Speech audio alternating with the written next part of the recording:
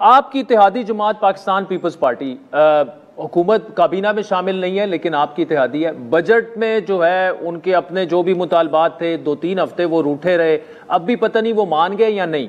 क्या peoples party जो है वो अभी तक उनकी तरफ से कोई स्टांस अभी तक सामने नहीं आया? ऑल्दो मुराद अली शाह साहब एपिक्स कमेटी में बैठे थे, पीपल्स पार्टी ऑन बोर्ड है और वो बिल्कुल उसी ऐसे ना हो कि कल को वो भी कहे कि नहीं जी कोई ऑपरेशन हमें नहीं चाहिए।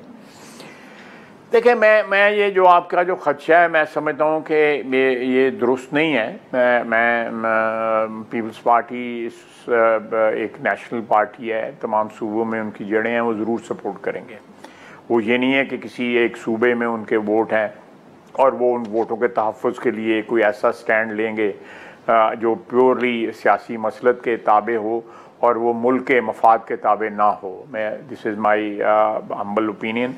मैं पीपल्स पार्टी के साथ हमारा जो एक साथ है, कम से कम मेरे सामने जो मैंने जो विटनेस किया है उसमें 35 साल हैं, तो मैं उनके साथ किसी न किसी हद तक अथॉरिटी के मतलब कह सकता हूँ कि वो इससे इख्तलाफ नहीं करेंगे।